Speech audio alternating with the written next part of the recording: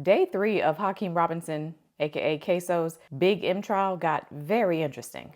And I'm not a lawyer, but let me give you the recap.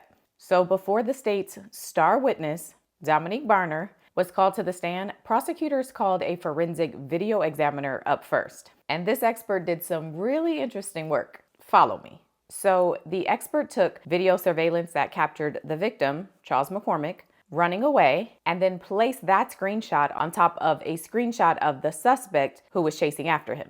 So this image is not a live image, it's the merging of the victim running and the suspect running. Once the expert had this merging of the images, it allowed him to get a side-by-side of the victim and the suspect, and because the medical examiner was able to provide Charles McCormick's height at the time of his death, this visual comparison allows the expert to see if the suspect was taller or shorter than Charles McCormick. So here's a clip of the expert talking about it, but for context, as you're looking at the screenshot, the person on the left, K1, is the victim, Charles McCormick, confirmed to be 5 feet, 10 inches, and then the person on the right, Q1, is the trigger man. The K1 height of 5 foot 10 inches, you did not conduct that analysis yourself, did you? No, I did not. That was a report I received from the medical examiner, yes. Now, regardless of that, looking at these two individuals together, were you able to form any opinion as to how comparatively their heights, the shooter to the victim in this case, how they compare? Yes, I was. It was my opinion, based on this side-by-side, is that the K1 shooter was at least as tall as the K1 individual. And Q1 was the shooter? Q1 is the shooter, yes. So based on that side-by-side, the expert's first conclusion is that the trigger man is at least 5 feet, 10 inches. Next, the expert took more images from that surveillance video and used it to create a 3D model of the trigger man. And this is, in this case, it was conducted over 28 individual frames as the individual moved away from the camera in perspective. Starting with number 30, what is this? This is a result of the kinematic model analysis. So once he had this model, the expert then laid the model on top of images of Hakeem Robinson, Dominique Barner, and Leroy Whitaker to see if any of them matched this model. Hopefully that wasn't too confusing, but if it was, let me show you the results. So this first image is the analysis for Dominique Barner. The top row is actual images of Dominique Barner in different poses, and then the bottom row is that 3D model on top of Dominique Barner's images. And if you look closely, you can see that there are some shadows between the model and the images, aka a mismatch, meaning Dominique Barner is too short, and in some images you can even see that his arms are too short in comparison to the length of the arms of the model. Can y'all see that? Next up is the analysis for Leroy Whitaker. And again, you can still see some shadows and what appears to be a mismatch between him and the model. And then the final analysis is for Hakeem Robinson. And well, you be the judge. On the bottom, I have overlaid the kinematic model over the scan of the K2 individual in several articulated positions. Simply, we had them hold several poses so we could clearly see the joints of that individual, and then overlay the kinematic model into those same poses and positions at the joint locations. And then he made his final conclusion. K3, Leroy Whitaker, and K4, Dominique Barner excluded? Correct. Are excluded as possible candidates for the identity of the shooter Q1. What about K2, Hakeem Robinson? Could he be excluded? K2 could not be excluded as a possible candidate as the shooter Q1. The expert did a similar analysis on the weapon that was used in the incident, and although the weapon has never been found, the expert concluded that the weapon in the video surveillance appears to be the same make, model, and have the same characteristics of a weapon that Hakeem Robinson has been seen with in multiple music videos.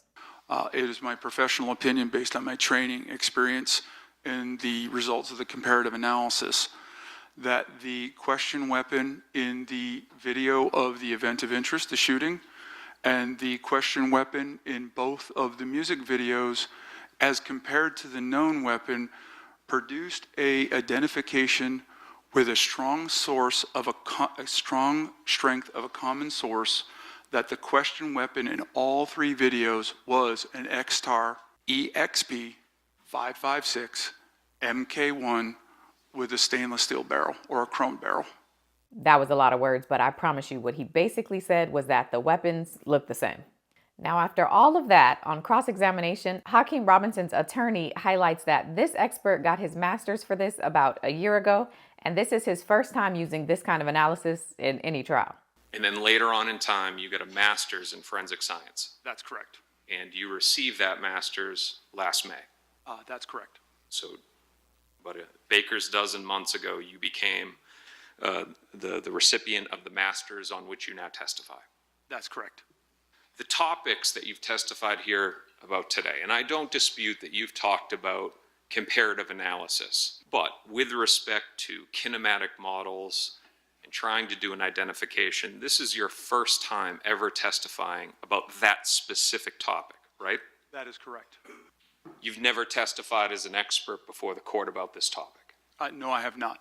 Moving on to addressing the expert's conclusions, Hakeem's attorney makes clear that the expert is not saying that the weapon used in the incident is for sure the same weapon in Hakeem's music videos. He's only saying that they could be the same. So just to be clear, the firearm that was used by the shooter, the government doesn't have that in evidence. It was never presented to you as the murder weapon. No, it was not. At best, your testimony, what you're telling these juries is it could be the same. That's correct. It could be, yes. All right? But the maximum you can say is that in your training and experience, that by doing the comparison in between the music video and the exemplar that you got from the company, that it's consistent with being the same type firearm. That is correct. You are not saying that it is the same one. I am not saying it is the same identical weapon. The attorney then pokes holes in the expert's conclusions about the triggerman. He highlights that the expert only compared the model to the 3 defendants that the state gave him. But there are a number of other people who had a motive to take McCormick's life that could also fit this model. The state just didn't provide them for this analysis. You're not saying that Hakeem Robinson is a shooter. I am making no assessments to that whatsoever. For you to be able to rule out others that have motive, you would have had to have been presented by the government with their person so you could scan them, right? To keep everything equal and fair, yes, they would have gone through the exact same protocol that we put all the other known individuals through and then run them through the exact same analysis process. Did they have you analyze Christopher Brown? No, I did not analyze that individual. Torgon Williams? No, I did not analyze that individual. Abdul Robinson Sr.? No, I did not analyze that individual.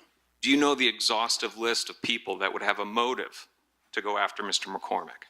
No, I do not.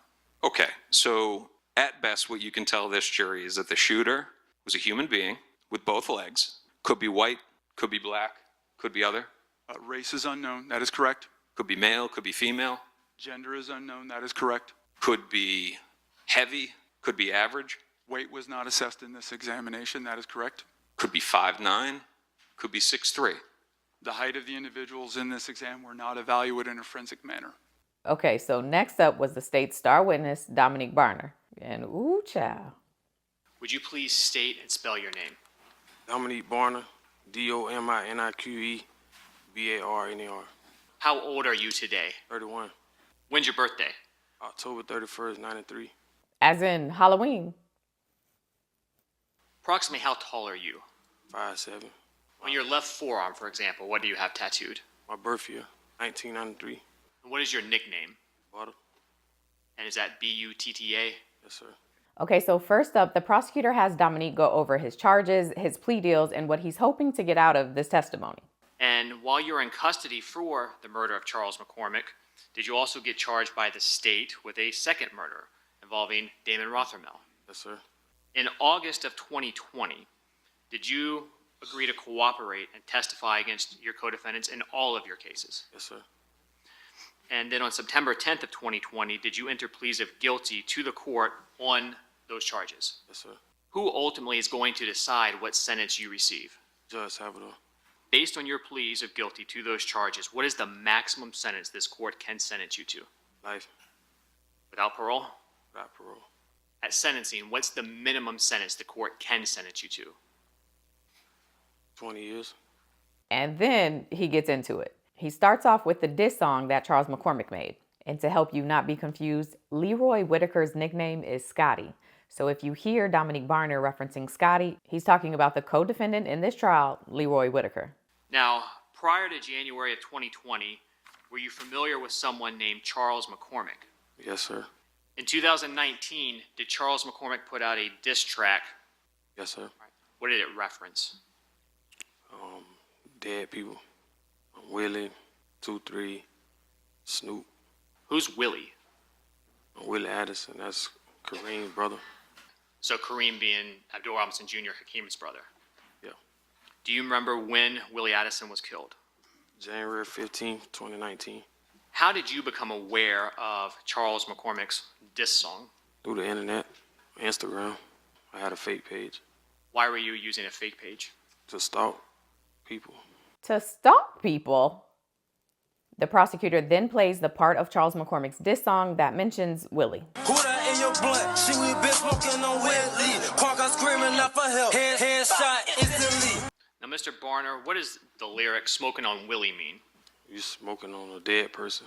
Was Abdul Robinson Jr., Kareem, aware of that diss song? Yes, sir. What about Hakeem Robinson, Yes, sir. Leroy Whitaker? Yes, sir. Did you attempt to reach out to Charles McCormick? Yes, sir. Through my fake page. Basically to tell him like what he was doing wasn't cool. Towards the end of 2019, were you able to find out where Charles McCormick was living? Yes, sir. Through Core. It's a website for like public information. Is it the clerk's public website? Yes, sir. Well, I had seen that McCormick got pulled over and it showed his address on his license. It showed his car and his license plate. I Googled it. I told Kareem. After that, did you continue to monitor Charles McCormick's Instagram page? Yes, sir. In December of 2019, did Charles McCormick post anything that kind of caught your attention? Posted a picture because he posted in the same apartment complex. Did you recognize that location in the photo? Yes, sir. What did you do? Text Kareem, let him know that he posted a picture at his house. Basically, so we can ride through to see what was up. They came and picked me up, and we went out there to go see where he posted the picture at. It was me, Kareem, Hakeem, and Scotty. So Scotty Leroy Whitaker, Yes, sir. Hakeem Robinson, Yes, sir. and Kareem Abdul Robinson Jr. Yes, sir. We went to McCormick's apartment complex, basically so we can, get everything in motion, like set something up to kill McCormick. When all of you went over there that day, did you see Charles McCormick at the complex? No, sir. They took me back to my apartment What was the reason that all of you wanted to kill Charles McCormick? because of the diss track he made. Once you found out where Charles McCormick lived in December of 2019, why wasn't he killed right away? Because he took a vacation, went to Vegas How were you able to find that out? through Say that again? Instagram. At some point, did he come back from Vegas? Yes, sir. It was on the morning of January 15th, 2020. So the morning he was killed. Yes, sir. Very early morning. Who was with you? Christopher Brown. We went to his apartment complex. Well, we seen McCormick's car back then. We left basically to go fly. We went back to my apartment. And when you got back to your apartment complex, did Chris Brown stay? He left because he had to take his baby mama to work. I contacted Kareem. Abdul Robinson Jr.? Yes, sir. Do you remember around what time you called him? 4 o'clock in the morning. Well, I told him that McCormick was home. Well, he told me that they was on the way to come get me. Who showed up? Torrigan, Kareem, Scotty, and KSoo. We went back to McCormick's complex. Well, we rode back through where he stayed at. But we back there next to his car, and Kareem wanted to see like the tag for himself, so he got out and looked at the tag, and got back in. He was like, "That is it." We left. We went to Eastport Apartments to get a stolen car, a Nissan Altima. Who got into the Nissan Altima? Me, KSoo, and Scotty. Who was driving the vehicle? Me. Did you drive Hakeem Robinson and Leroy Whitaker back to Charles McCormick's apartment? Yes, sir. What was the intent for the three of you when you were going to that apartment complex? Kill McCormick. What kind of firearm did you have? A Glock 23. And what about Leroy Whitaker? He had a rifle. What about Hakeem Robinson? Say that last part again? The AR X-Star. Really always had it. Okay. Do you recall around what time you, Hakeem Robinson, and Leroy Whitaker all got back to Charles McCormick's apartment on January 15th? I know it was like the sun was just not coming up. It was still morning time. Where did you park the Nissan? Across from his building. Well, so when he came out, he couldn't see the car. And was there a plan at that point in time for what was going to happen next? Well, we call it run down. When he got into the vehicle, they was going to jump out the car, and as soon as he got in his car, they was going to run him down and shoot him. Who was? Scotty and KSoo. So both Leroy Whitaker and Hakeem Robinson? Yes, sir. Did you all have to wait a long time for Charles McCormick to come out of his apartment that morning? Yes, sir. It was ours. While you were waiting for Charles McCormick to come out, did anything happen that messed up this initial plan of the rundown? Christopher Brown pulled up his baby mother's car. Did that upset everybody? Yes, sir. He was messing everything up. I tried to go physically tell him, like, get from around. And what happened when y'all were doing that? McCormick came out. Well, I kind of like U-turned behind him just to get a good view of him. Did Charles McCormick make it to his vehicle? Yes, sir. We followed him Eventually, where did Charles McCormick make it? to a temp agency Do you know or remember where in that plaza you parked? on the side of the building. Now, when you got to that complex, the shopping plaza, were you concerned about anything? Police, but they always at Publix. They are always at a Publix, though. Dominique Barner continues on with his testimony and says that while the three of them are waiting on Charles McCormick to come out of the staffing agency, Hakeem Robinson called one of McCormick's friends to tell him that he just caught one of his friends slipping. Well, he was telling them that one of his homeboys was slipping. He was finna get killed. I relocated in front of the temp agency to get it closer. Well, Hakeem wanted to use my firearm, but he picked it up and was like, I'm finna use this. I said, no, you're not. So what happened when Charles McCormick came out? Well, Hakeem jumped out of the car. Was that the plan? Oh, sir. All right. How was that different from what the plan was? Well, I came up with a plan of getting closer to his car so when he get in the car, he could jump out of the passenger seat and shoot him as soon as he got in his vehicle. I could pull off faster. What happened after Hakeem jumped out of the Nissan? Shot at him, What did Hakeem Robinson do? chased him, killed him. Did you see that? No, Where did they go? on the side of the building. I went and picked him up. I pulled off. Went to towards the front entrance of the shopping plaza. The police got behind us. It's time to go. Did your car crash? Yes, sir. Nissan Altima. All right. Is that the one that you, Hakeem Robinson, and Leroy Whitaker are all in? Yes, sir. What happened after you crashed? We all jumped out the car. When Hakeem got out, what did he do? He ran a different way from us. Did Hakeem take anything with him? Yes, sir. Murder weapon. I ran behind Scotty, jumped a lot of fences.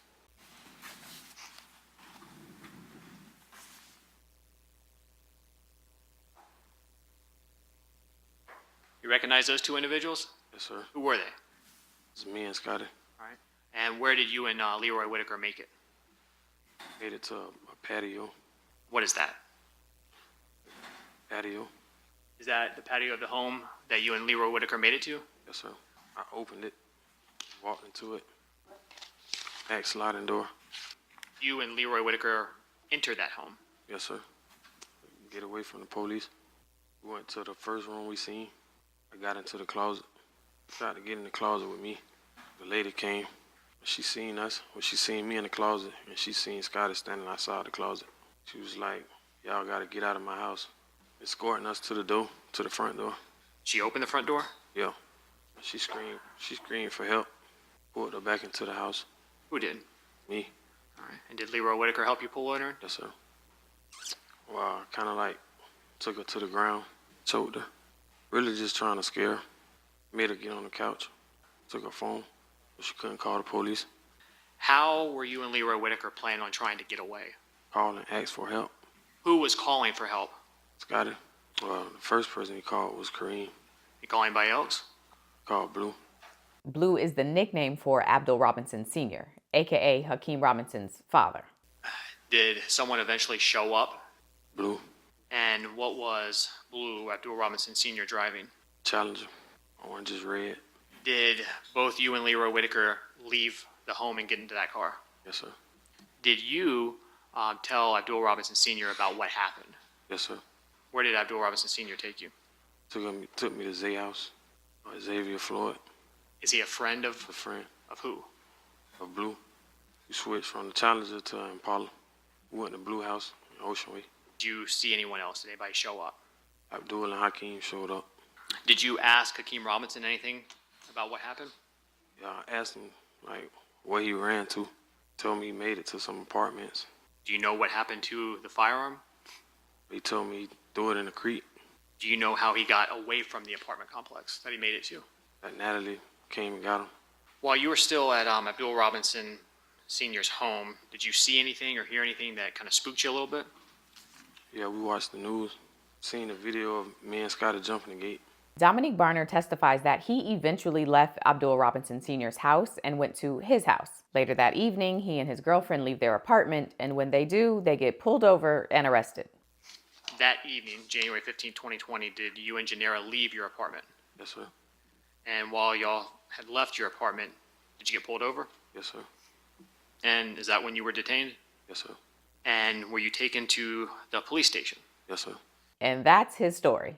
Ooh, child.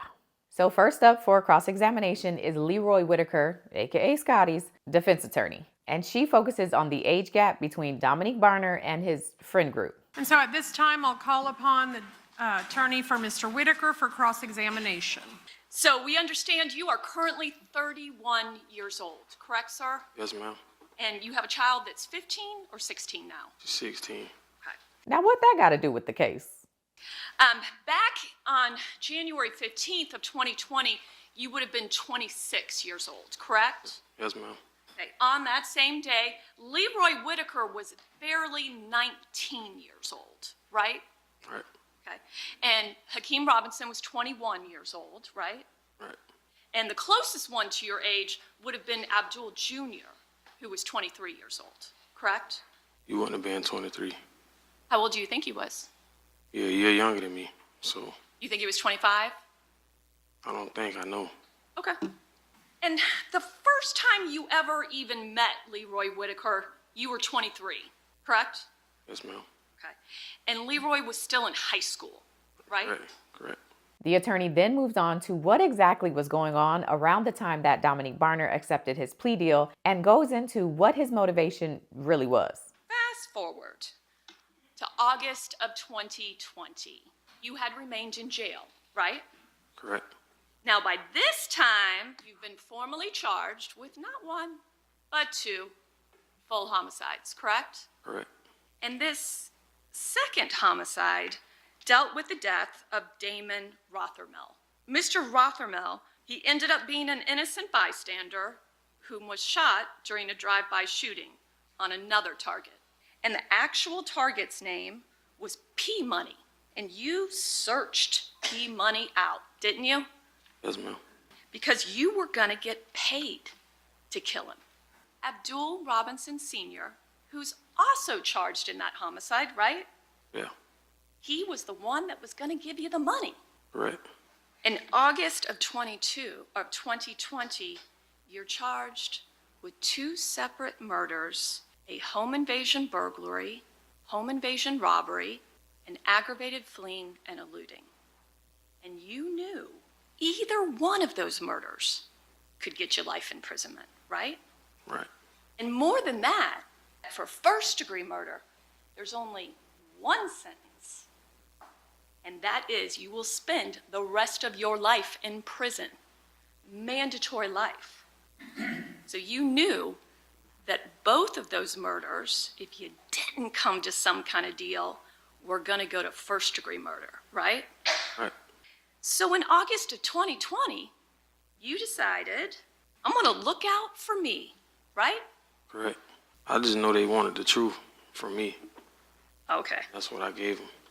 I just wanted to look out for myself. okay. My best interest. And it worked out well for you. I mean, you went from staring down to mandatory lives. You got it lowered all the way that you can hope to walk amongst us in 20 years, right? Correct. And actually much less than that, because you have 5 years credit, right, sir? Correct. So in 15 short years, you can be out and walking amongst us. And you do have a lot of hope for that, right? I mean, you feel in your mind it's justified that you should get 20, because in your words, you've provided justice. And that's why you, in your mind, should get 20 years for the death of two fellow human beings. Right? Right. Okay. Well, when you put it like that. Next, the attorney shows that Dominique Barner has no problem lying to law enforcement, state attorneys, under oath, or to anyone, really. And her point is, so why should the jury believe him now? And you've also testified in the Jermaine DeBose case, correct? Correct. And that was an interesting case, and you raised your right hand just like you did today and swore to tell the truth, the whole truth, and nothing but the truth, right? Right. And then you lied. Didn't you lie in the Jermaine DeBose case to make sure that he got out of jail? Yeah, I lied in the deposition. Okay, But I you didn't lied. lie at the hearing. Oh, so you just lied under oath in a deposition. And what was interesting about this lie is this was a lie to help him get out of jail, right? Correct. Not because you liked him, right? Correct. Not because he was your friend, right? Correct. You wanted to chase him down, didn't you? Yes, ma'am. Sir, you fully admit that you have lied to police officers, right? Correct. To assistant state attorneys, right? Right. To defense attorneys, right? Right. You have lied under oath, right? Right. She ends her cross-examination emphasizing that Leroy Whitaker did not take anyone's life on January 15th, 2020. On January 15th, 2020, Leroy Whitaker did not shoot a person, did he? No, ma'am. He did not pull a trigger, did he? No, ma'am. I found it interesting that she didn't say he wasn't involved in the incident. She just said he wasn't the trigger man. But I'll move on. Next up is cross-examination by Hakeem Robinson's attorney, and she starts off by highlighting all the things Dominique Barner did to make sure Charles McCormick lost his life. You did not like the lyrics of the song that he put out, right? Right. You saw the post on his Instagram account. You decided you wanted to kill him, right? Right. You started this. I want to say I started it. Well, it started with your irritation with his song lyrics, did it not? It irritated everybody. Okay, I'm not talking about everybody else, I'm talking about you. Yeah. It irritated you. Correct. That caused you to go on Instagram, right? Right. And now you sit here in front of this jury and you have a deal from the state of Florida, right? Right. And you're getting a good deal, aren't you? Yes, ma'am. A sweet deal from the state of Florida, right?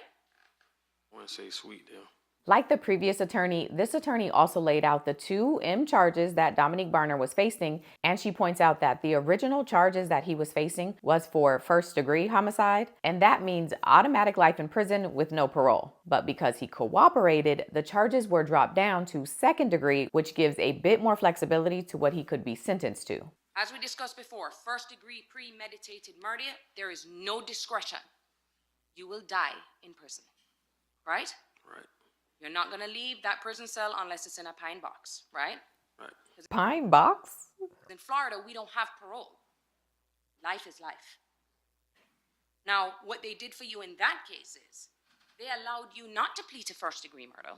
They reduced the charges for you, right? Correct. They reduced it down to second-degree murder, right? Right.